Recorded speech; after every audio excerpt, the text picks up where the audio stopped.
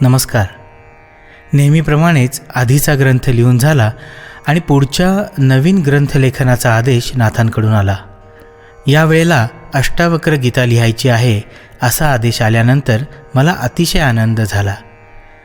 साधारण 15-20 वर्ष झाली असतील त्या गोष्टीला.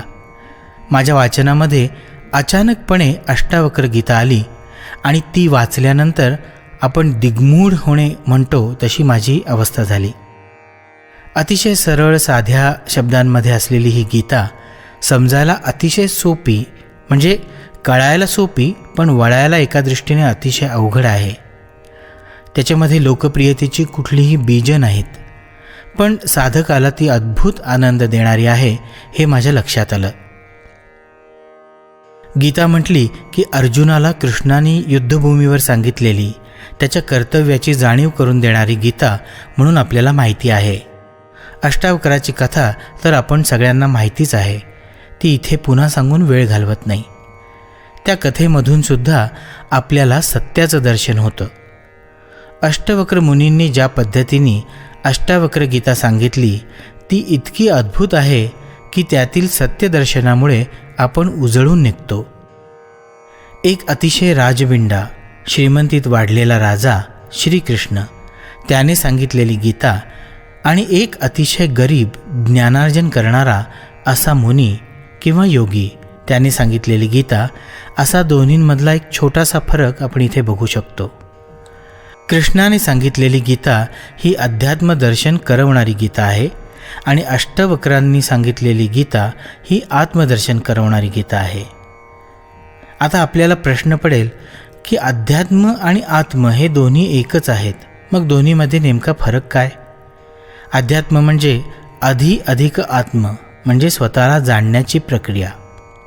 स्वतःला जाणण्याची प्रक्रिया ही आपल्याला कृष्णाच्या गीतेमध्ये दिसते, ज्याच्यामध्ये वेगवेगळ्या उदाहरणांनी वेगवेगळ्या पद्धतीने आधीच्या जुन्या पारंपरिक ग्रंथांच्या अभ्यासातून आलेली जी दर्शनशास्त्र असतील, वेद असतील, पुराणं असतील वा उपनिषद असतील, या सगळ्यांच्या अभ्यासातून स्वतःला जाणण्याचं जे ज्ञान आलेलं आहे तेच कृष्ण अर्जुनाला सांगताना दिसतो. तो म्हणतो, उठ आणि युद्धाला उभा राहा, कारण युद्ध करणं हेच तुझं कर्तव्य आहे आणि हाच तुझा धर्म आहे. स्वतःच्या जबाबदारीची जाणीव तो त्याला करून देत आहे आणि सामान्य माणसाला आयुष्यामध्ये जगण्यासाठी कुठल्या कुठल्या योगांची गरज आहे, कुठल्या गोष्टींनी त्याने स्वतःला जोडण्याची गरज आहे हे आपल्याला त्या गीतेमध्ये दिसतं. त्यामध्ये आत्मदर्शन हा सुद्धा भाग येतो, पण तिथे तो तेवढा ठाशीवपणे येत नाही जेवढा तो पूर्णपणे एकाच प्रवाहाच्या दिशेने जाताना अष्टावक्र गीतेमध्ये दिसतो. म्हणून माणसाने जगण्यासाठी आणि आपल्याला आध्यात्मिकदृष्ट्या उन्नत होण्यासाठी काय केलं पाहिजे याचा संपूर्ण धांडोळा आपल्याला कृष्णाच्या श्रीमद भगवद्गीतेमध्ये दिसतो. पण जो साधक आहे, ज्याला सिद्ध व्हायचं आहे आणि परमशक्ती किंवा परमेश्वर या आपल्या मूळ पदाला जायचं आहे, त्याच्यासाठी उपयुक्त ज्ञान आपल्याला अष्टावक्र गीतेमध्ये दिसतं. म्हणून ते पूर्णपणे वैराग्याने भरलेलं दिसतं.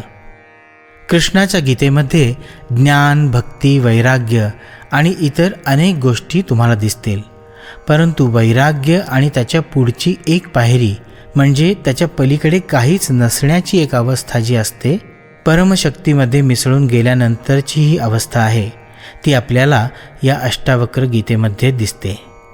म्हणून ज्ञान आणि आत्मज्ञान असा दोन्हीमध्ये भेद आहे. तर ज्ञान आपण सामान्यतः भौतिक ज्ञान म्हणतो, आध्यात्मिक ज्ञान म्हणतो. पण आध्यात्मिक ज्ञान मिळवल्यावर मी कोण आहे याची प्रचिती आल्यानंतर जे आपण शब्दांच्या आधाराने मांडतो ते अध्यात्मज्ञान, आणि त्याच्या पलीकडे म्हणजे शब्दांच्या पलीकडचं ज्ञान अगदी कमी शब्दांमध्ये अष्टावक्र गीतेमध्ये मांडलेलं आपल्याला दिसतं. कृष्णाच्या गीतेचे प्रत्येकजण आपापल्या पद्धतीने अर्थ लावू शकतो. अशा तऱ्हेने वेगवेगळे भावार्थ काढून लिहिलेल्या अनेक गीता लोकप्रिय झालेल्या पाहायला मिळतील. अष्टावक्र गीतेचे असे वेगवेगळे भावार्थ त्यातून निघूच शकत नाहीत. स्वतःला हवा तसा अर्थ त्यातून आपण काढूच शकत नाही. कितीही पद्धतीने विचार केला तरी त्याचा एकमेव सत्य अर्थच निघतो.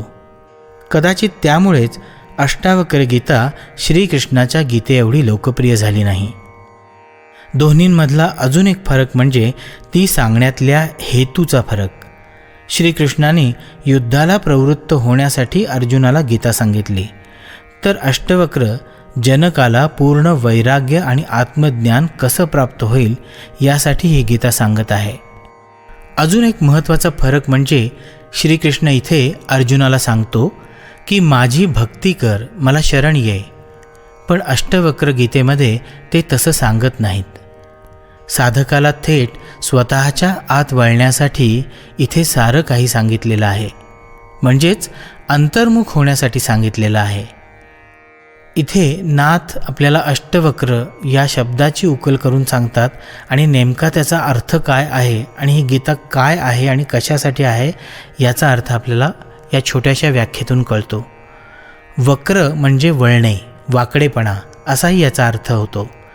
अष्टावक्र गीतेमध्ये 8 वळणे आपल्याला दिसतात. एखादी गोष्ट सरळ साधी म्हणजे स्ट्रेट आहे तर ती फ्लॅट असते, त्याला कुठलंही डायमेन्शन नाही. पण जेव्हा ती वळते, एक वळण घेते, तेव्हा त्याला एक डायमेन्शन तयार होतं. तर अशी 8 डायमेन्शन आपल्याला अष्टावक्र गीतेमध्ये दिसतात. ती कुठली 8 डायमेन्शन्स आहेत हे मी सांगून तुमची शोधण्यातली मजा घालवत नाही. त्याऐवजी या अष्टावक्र नाथ गीतेचा आपण जर सातत्याने अभ्यास केला तर त्यातून ती डायमेन्शन्स आपल्याला सहजासहजी दिसायला सुरुवात होतील, जी तुमच्या प्रत्येकाच्या जडणघडणीमध्ये म्हणजे अध्यात्माच्या पलीकडे आत्मज्ञानाच्या पुढे जाण्याच्या जडणघडणीमध्ये अतिशय उपयोगी पडतील. मी तुम्हाला या अमुक 8 डायमेन्शन्स त्यात आहेत असं सांगितलं तर ती तुम्हाला फक्त माहिती मिळेल, पण त्याचं ज्ञान होणार नाही. नॉलेज म्हणून त्याचा अभ्यास करणे आणि अभ्यासाच्या माध्यमातून प्रत्यक्ष ती डायमेन्शन्स बघणे, अनुभवणे, त्यामध्ये जाणे, हे मला वाटतं एक मोठं यश किंवा अचिव्हमेंट आपल्याला या अष्टावक्र गीतेच्या ग्रंथामधून मिळेल. मला वाटतं हा मोठा अद्भुत ठेवाच ग्रंथरूपाने आपल्याला नाथांकडून मिळाला आहे.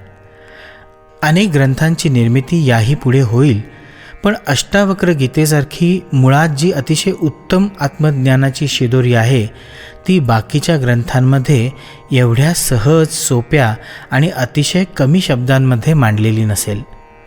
पतंजलींचा अष्टांग योगसुद्धा अतिशय कमीत कमी शब्दांमध्ये त्यांनी मांडलेला आहे, पण पुन्हा तो योग म्हणूनच येतो. तर त्याच्याही पुढची स्टेज म्हणजे पायरी म्हणून आपण अष्टावक्र गीतेकडे बघू शकतो. गीत हा शब्द जेव्हा आपण म्हणतो तेव्हा त्याचा अर्थ गेय स्वरूपामध्ये म्हणजे लिरिकल फॉर्ममध्ये असा होतो. आणि 10 पानं लिहून आपण ज्या गोष्टी सांगायचा प्रयत्न करत असतो, म्हणजे त्याचं खूप मोठं वर्णन करून सांगायचा प्रयत्न करत असतो, तो गीतांच्या फक्त 4 ओळींमध्येच आपण ठाशीवपणे सांगू शकतो. हे गीताचं वैशिष्ट्य आपल्याला सांगता येईल. आता गीत म्हणजे अगदी कमीत कमी शब्दांमध्ये सांगितलेलं ज्ञान, पण त्याला आ जोडला म्हणजे गीत आ म्हणजे गीता असं आपण त्याच्यामध्ये आ जोडला तर तो परिपूर्णता दाखवतो. म्हणून गीतेमध्ये अतिशय कमी शब्दांमध्ये परिपूर्ण ज्ञान भरलेलं आहे. त्यामुळे गीता म्हणजे परिपूर्ण ज्ञान या अर्थाने त्या ग्रंथाकडे बघायला सुरुवात करूया. आणि माहिती म्हणजे इन्फॉर्मेशनच्या स्वरूपात असलेला हा ग्रंथ आपण अभ्यासाच्या माध्यमातून ज्ञानामध्ये म्हणजे नॉलेज, विजडममध्ये रूपांतरित कन्व्हर्ट करूया आणि आपल्या अनंताच्या प्रवासात एक पाऊल पुढे टाकूया. मी तुम्हा सगळ्यांना या प्रवासासाठी मनापासून शुभेच्छा देतो. आता या ग्रंथाच्या लेखणीधर वृषालीताई अर्थात डॉक्टर वृषाली पटवर्धन यांच्याबद्दल थोडंसं. बऱ्याचदा असे ग्रंथ लिहिताना 10 ग्रंथ वाचले, त्यांचे संदर्भ घेतले, टिपा काढल्या आणि मग त्याचं विश्लेषण करून स्वतःचा एक ग्रंथ लिहिला असं केलं जातं. परंतु असं काहीही न करता हे लेखन केलं गेलेलं आहे. स्वतःचा विचार, तर्क, मन, बुद्धी, भावना, कल्पना यांची कोणतीही सरमिसळ न करता, चाळणी न लावता नाथांकडून आलेलं लिखाण जसंच्या तसं झरणीच्या म्हणजे पेनच्या माध्यमातून कागदावरती उतरवलं गेलं आहे. त्यासाठी अतिशय स्वच्छ हृदय, स्वच्छ मन आणि उज्ज्वल असं आत्मभान असण्याची गरज असते. आणि ती वृषालीताईंच्या ठिकाणी आहे हे नाथांना माहीत असल्यामुळे त्यांची निवड त्यांनी पुन्हा केली आणि हे लिखाण आपल्यापर्यंत पोहोचवलं आहे. त्याबद्दल वृषालीताईंचे मनःपूर्वक आभार. संपूर्ण 365 दिवस न चुकता एका ठराविक वेळेला आलेलं ज्ञान उतरवणं हे काम सोपं नाही. कारण माणूस म्हणून देहामध्ये आल्यानंतर अनेक गोष्टी आपल्या आयुष्यामध्ये सतत घडत राहतात. शारीरिक मानसिक चढ उतार सतत होत असतात. अशा अनेक स्तरावरती हे चढ उतार येत असतानासुद्धा वृषाली त्यांच्या लिखाणामध्ये त्यांनी कोणताही अडथळा येऊ दिला नाही. त्यामुळे हे दिव्य ज्ञान जसं आलं तसं उतरवलं गेलं आहे. म्हणून पुन्हा एकदा त्यांचे आभार. हा संपूर्ण ठेवा आपल्यापाशी फक्त ठेवायचा नाही, तर आपल्या हृदयामध्ये जागृत करायचा आहे याची जाणीव करून देतो. आणि तुम्हा सगळ्यांना तुमच्या पुढच्या प्रवासासाठी शुभेच्छा देतो. अलक्ष निरंजन, परिपूर्ण कल्याणम.